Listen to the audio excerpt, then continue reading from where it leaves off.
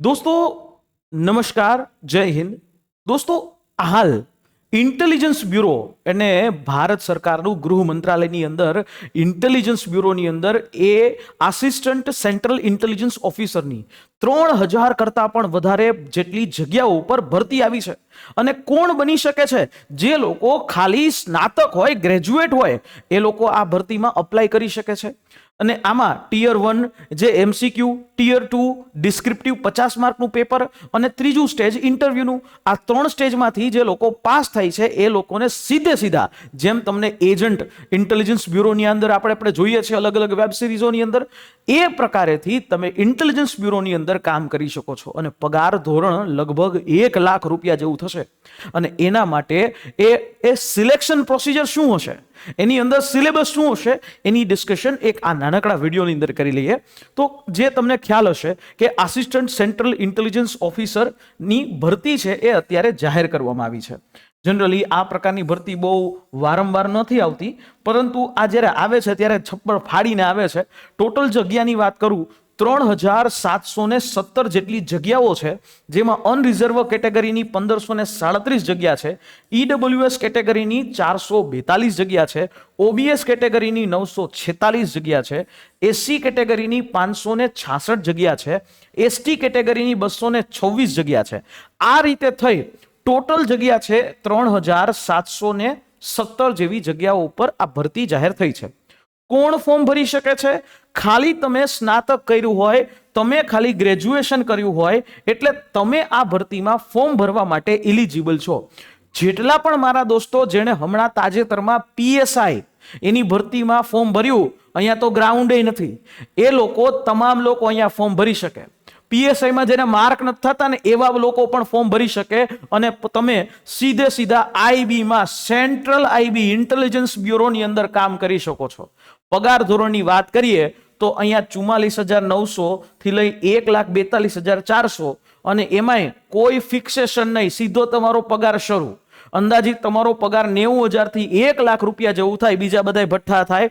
Special security allowance આપે 20%, બરાબર, તમને પાછા સ્પેશિયલ સિક્યોરિટી અલાઉન્સ 1 લાખ રૂપિયા જેવો પગાર થાય, બરાબર છે। પણ સિમ્પલ વસ્તુ છે, જો મહેનત કરી હોય, જો વ્યવસ્થિત તૈયારી કરશો તો ચોક્કસથી કેન્દ્ર સરકારની અંદર તમને સીધી ઇન્ટેલિજન્સ બ્યુરોની અંદર એ નોકરી છે એ મળી શકે છે। ને એમાંય પાછા જે રીતે તમે ઈચ્છો છો એ પ્રકારેથી, બરાબર। ફોર્મ ભરાવાના શરૂ થઈ ચૂક્યા છે। આ 19 તારીખથી લઈ અને 10 ઓગસ્ટ સુધી ફોર્મ ભરાશે અને ફોર્મ જે છે એ ભરી દેજો। એનો પણ વિડીયો એ નીચે ડિસ્ક્રિપ્શન બોક્સની અંદર મેં આપેલો છે। હવે વાત કરી લઈએ કે આમાં પરીક્ષા પદ્ધતિ કઈ રીતે હશે। 3 સ્ટેજમાં આની અંદર સિલેક્શન છે। એક હશે ટીયર 1 પરીક્ષા, જે એમસીક્યુ હશે। ટીયર 1 ની જે પરીક્ષા છે 100 માર્કની હશે, એમસીક્યુ વાળી હશે। અને આ ટીયર 1 ની પરીક્ષા જનરલી સીબીટી મોડમાં હશે, જેની અંદર ટોટલ 5 સેક્શન હશે: current affairs, general studies, numerical aptitude એટલે મેથ્સ, રીઝનિંગ અને ઇંગ્લિશ, બધાના 20-20 માર્કના 20 પ્રશ્નો હશે અને એ 5 પાર્ટ હશે, સેક્શન હશે। અને એનો 1 કલાકનો સમય મળશે। એ 1 કલાકના સમયમાં તમારે ક્વોલિફાય થવું પડશે, બરાબર। નેગેટિવ માર્કિંગ છે એ આના માટે 0.25। એના પછી ટીયર 2 ની પરીક્ષા આવશે, જેમાં ડિસ્ક્રિપ્ટિવ ટાઈપ પેપર હશે 50 માર્કનું। એમાં શું હશે તો કે એમાં 20 માર્કનો તમને એસે, કોઈ પણ એક ટોપિક ઉપર નિબંધ લખવાનો થશે। પછી તમારે એક ઇંગ્લિશ કોમ્પ્રિહેન્શન હશે 10 માર્કનું, અને એના બાદ તમારે એક લોંગ આન્સર તમારે લખવાના થશે, જેમાં 2 ક્વેશ્ચન હશે, બરાબર, 10-10 માર્કના 2 ક્વેશ્ચન, અને એવી રીતે જે છે એ તમને 20 માર્કનું આખું કામકાજ એ થશે। એમાં current affair, economy, socio political issue જે અત્યારે મુજબ ચાલતા હોય, સિક્યોરિટી વાળા એવા પ્રશ્નો હોય, અને એના ટોટલ 50 માર્ક। અને આ ક્વોલિફાય થયા, આ પાસ કરી, એના પછી જે છે એ તમને સીધું ઇન્ટરવ્યુ આવે, 100 માર્કનું ઇન્ટરવ્યુ, અને એમાંથી તમારું સિલેક્શન થશે। હવે વાત એવી કે ટીયર 1 ની અંદર જો તમારું સિલેક્શન થાય, ટીયર 1 ની પરીક્ષાની અંદર જે કુલ ભરતી છે, બરાબર, 3717 જગ્યાઓના 10 ગણા લોકો લેશે। ટીયર 1 ની પરીક્ષા બાદ ટીયર 2 એટલે ડિસ્ક્રિપ્ટિવ જે છે એ પરીક્ષા એ 10 ગણા લોકો લેવામાં આવશે। અહીંયા લખેલું છે 10 ટાઈમ્સ। ટીયર 2 ની જે પરીક્ષાની પાસ કરશો અને એના બાદ તમને જે કુલ ભરતી છે એના 3 ગણા ઉમેદવારો છે, એ કુલ ભરતીના 3 ગણા ઉમેદવારો એ લેવામાં આવશે નેક્સ્ટ એક્ઝામ માટે। સોરી, 3 ગણા નહીં, 5 ગણા ઉમેદવારો છે એ અહીંયા ઇન્ટરવ્યુ માટે બોલાવવામાં આવશે।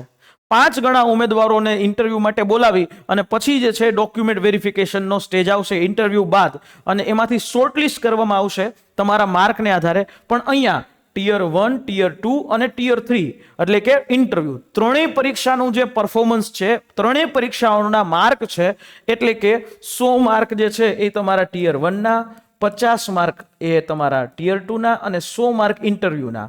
એટલે 250 માર્કમાંથી તમારું મેરિટ બનશે, અને આ 250 માર્કમાંથી મેરિટ જે બને એના આધાર ઉપર તમને સિલેક્શન આપશે.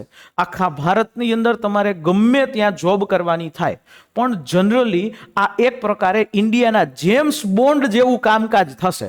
ભારતની અંદર રહીને તમારે ભારત માટે જેમ્સ બોન્ડ, જેમ અત્યારે NSA અજીત દોવલ સાહેબ છે એ પ્રકારેથી જે ઇન્ટેલિજન્સ બ્યુરોની અંદર તમારે કામ કરવાનું થશે, બરાબર.